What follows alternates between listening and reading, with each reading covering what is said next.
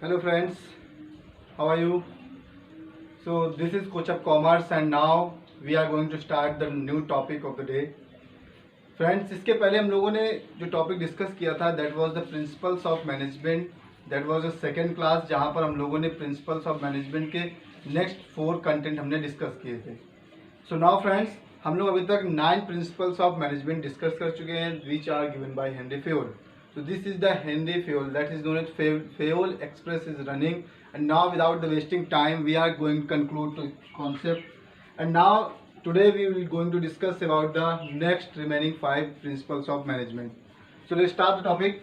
First one, after the completion of the 9 principles, now we are going to start with the class for the first principle, that is equity.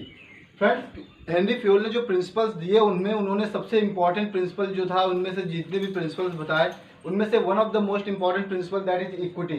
Equity का मतलब है किसी भी organisation में काम करने वाले लोगों के बीच में इक्वलिटी होना चाहिए. इक्वलिटी किस बेसिस पर होना चाहिए? उनके वर्किंग आवर्स के, वर्किंग स्टाइल के बेसिस पर, ऑन द पेमेंट बेसिस पर, सारी चीज़ों पर उनके इक्वलिटी होना चाहिए. दैट मीन्स दिस प्रिंसिपल से fair and kind treatment of the employees must be done. यानी कोई भी एम्प्लॉय या ऑर्गेनाइजेशन में उसके साथ बहुत ही काइंड ऑफ फेयर ट्रीटमेंट होना चाहिए. किसी तरह का कोई पक्षपात उसके साथ किया जाना अलाउड नहीं होगा.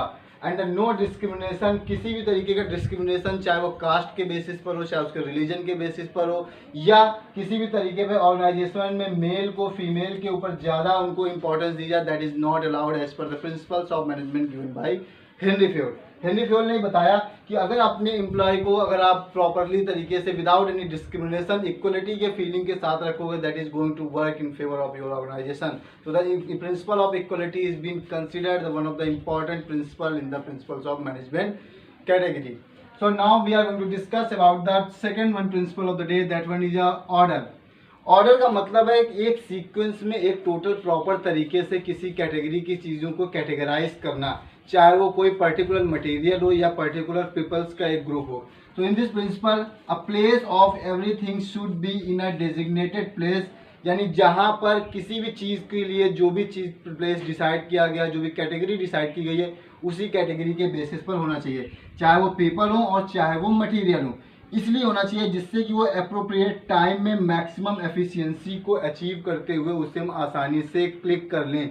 यानी अगर किसी भी तरीके से हमें किसी पर्टिकुलर मटेरियल की ज़रूरत पड़ती है, उस पर्टिकुलर मटेरियल को भी हम आसानी से बना लें, उस पर्टिकुलर मटेरियल को भी हम आसानी से गेन कर पाएँ जब हमें उसकी ज़रूरत हो. अगर हम ऑर्डरली चीज़ें नहीं मेंटेन करेंगे तो क्या होगा? हमारा टाइम वेस्ट होगा, रिसोर्सेज वेस्ट होंगे, सारा कुछ काम हमारा प्रॉपर ढंग से नहीं हो पाएगा. एक सीक्वेंस का जो चेन होगा वो हमारा डिस्ट्रॉय हो जाएगा. So this is the important principle, that is principle of order. Each and everything, either it may be the people, either it may be the material, that must be in a sequenced categorized way of the catalog. So this is the principle of order. So now the third one is the today's principle is initiative. Initiative का मतलब होता है, देखिए किसी भी organisation में काम करने वाले जो एम्प्लॉयज़ हैं सबसे इम्पॉर्टेंट की रोल वो प्ले करते हैं. क्यों? क्योंकि अगर किसी भी ऑर्गेनाइजेशन में काम करने वाले जो एम्प्लॉय अगर वो आगे बढ़कर इनिशिएटिव नहीं लेंगे, इनिशिएटिव का मतलब आगे आकर के पार्टिसिपेट करना, कि there is the any problem in the organisation to make the solution, then particular employees are coming forward and getting the initiative that oh I am going to do this.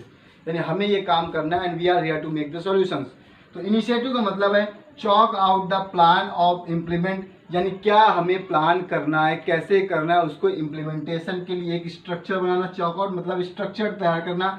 Keep motivation and spirit of employees to encouraging. Friends, हमें ये ध्यान रखना है किसी भी organisation में काम करने वाले एम्प्लॉयज़ का सबसे इंपॉर्टेंट चीज़ है कि उनको मोटिवेट रखा जाए, उनको इनिशिएटिव लेने के लिए उनको इंकरेज करते रहें जिससे वो आगे बढ़कर के काम करें. इसका हमारा फ़ायदा क्या होगा? Match with the scientific principle.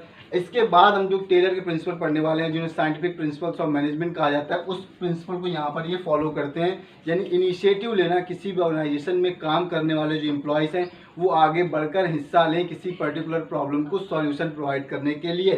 So this is the principle regarding the initiative. जो काम करता है कॉपरेशन नॉट इंडिविजुअलिज्म.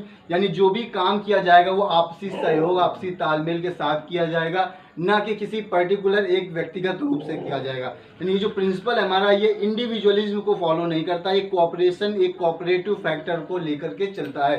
फ्रेंड्स, यहाँ से केस स्टडी भी आती है जहाँ की बात हम करते हैं। नेक्स्ट हमारा प्रिंसिपल है stability of tenure. Stability of tenure हमारा प्रिंसिपल कहता है कि हमारे यहाँ काम करने वाले एम्प्लॉयज़ जो हैं, जो काम कर रहे हैं काफ़ी दिनों से, उनको हमें काम पर कंटिन्यू रखना है। हम उनको जितना कम हो उतना टर्नओवर को कम करें, यानी जितना ज़्यादा एम्प्लॉय हमारे यहाँ आएगा जाएगा, उससे क्या होगा, हमें उसे ट्रेनिंग देनी पड़ेगी, हमें उसके लिए बहुत सारी चीज़ें इन्वायरमेंट में उससे बनानी पड़ेंगी। तो यहाँ पर क्या होगा, हमारे रिसोर्सेज वेस्टेज होंगे। So for the fluctuation is not good for the favour of organisation. So the stability of tenure is must and essential regarding the principles of management in any organization.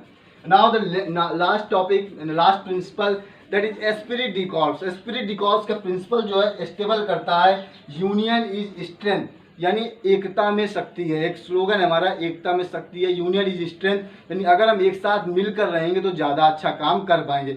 ये कुछ हद तक मिलता जुलता initiative से inspired है, जहाँ पर हम इंडिविजुअलिज्म की बात नहीं करते हैं, but this is another concept. Spirit D corps यानी मिलकर के काम करने वाले हैं, and work with the team spirit, जो भी काम किया जाएगा वो टीम स्पिरिट, एक टीम की भावना के साथ किया जाएगा।